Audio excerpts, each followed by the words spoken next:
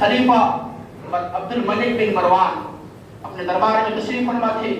حضرت ابو منصور رضی اللہ تعالیٰ عنہ کو اپنے دربار میں طلب فرمایا.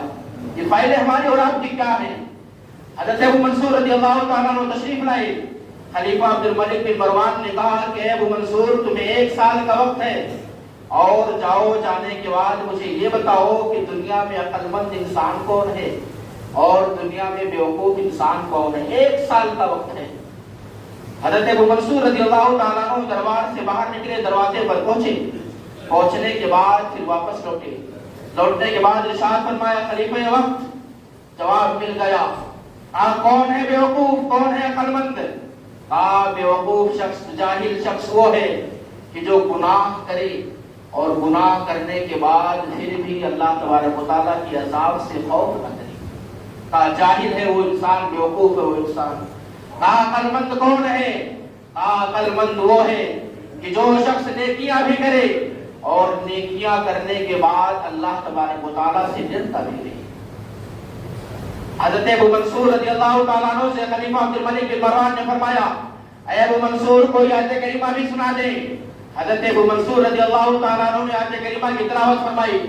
یوم تجد کل نفس ما عملت من خیر محضرا وما عملت من سوء تود لو ان بینہ وبینہ امدا بعیدا ویحذرکم اللہ نفسا. کہ یوم تجد کل نفس ما عملت من خیر محضرا، کہ جس دن ہر جان جو بھی اچھائی کی ہے ساری اچھائیوں کو اپنے نگاہوں کے سامنے پائے گی. جتنی برائیاں کی ہے ساری برائیوں کو اپنی نگاہوں کے سامنے پائے گی. جب سارا سب کچھ دیکھیں گے، دیکھنے کے بعد بارگاہ مولا میں دعا کریں گے اے مولا کریم کاش یہ جو میرے گناہ ہیں، یہ میرے کالے کرتوت ہیں، توجہ لو ان بینہ وبینہ امدا بعیدا، اے مولا کریم کاش ان کے درمیان ہمارے درمیان ایک لمبی مسافت ہو جاتی، ہزاروں سال چلتے رہتے لیکن اپنے گناہوں کے قریب نہ جاتے. وَيُحَذِّرُكُمُ اللَّهُ نَفْسَهُ، اور اللہ کے وہ بندے ہیں جو اپنے معاملے میں اللہ تبارک و تعالیٰ کا خوف کرتے ہیں. ان اللہ رؤوف بالعباد، بے شک اللہ تبارک و تعالیٰ اپنے بندوں پر نہایت مہربان ہے. خلیفہ عبد الملک بن مروان نے جب آیت کریمہ سنی، سن کر ابو منصور سے فرمایا اے ابو منصور تم نے تو مجھے مار ڈالا، اور روتے روتے بے ہوش ہو گئے. بے ہوش ہونے کے بعد پھر بیدار ہوئے. جب ہوش آیا تو ابو منصور سے ارشاد فرمایا ابو منصور ذرا یہ بتاؤ یحذرکم اللہ نفسا کا معنی کیا ہے، اس کا مطلب کیا ہے؟ فرمایا اس کا مطلب یہ ہے وَيُحَذِّرُكُمُ اللَّهُ نَفْسَهُ، کہ بندے خدا اللہ تبارک و تعالیٰ کی پکڑ سے ڈرتا رہے. اللہ کی پکڑ کیا ہے؟ اللہ کی پکڑ یہ ہے کہ بندے خدا طاقتور ہوتا ہے، اللہ تبارک و تعالیٰ اسے ضعیف کر دیتا ہے. بندے خدا کا اللہ کی پکڑ کا مطلب یہ ہے بندے خدا کے پیروں میں بڑی طاقت ہوتی ہے، اللہ تبارک و تعالیٰ چلنے پھرنے سے معذور کر دیتا ہے. بندے خدا کے جسم میں بڑی طاقت ہوتی ہے، کائنات کی چیز کو اٹھا سکتا ہے، اللہ تبارک و تعالیٰ اٹھانے سے معذور کر دیتا ہے.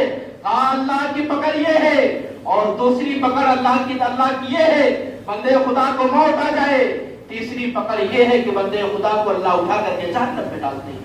ابو منصور عبد الملک نے جب یہ سنا وَيُحَذِّرُكُمُ اللَّهُ نَفْسَهُ کی تفسیر کو، پھر روئے. رونے کے بعد بے ہوش ہو کر کے گر پڑے اور دنیا والوں کو کہا کہ اے ابو منصور جو کوئی بندے خدا آیت کریمہ کی اس تفسیر کو جانے، آیت کریمہ کے اللہ کے فرمان کو جانے اور جاننے کے بعد پھر بھی گناہوں میں پڑا رہے، اس سے زیادہ گمراہ شخص کوئی نہیں. گمراہ سے مطلب نیکی کا راستہ چھوڑ کر گناہوں کے راستے پر چلنے والا.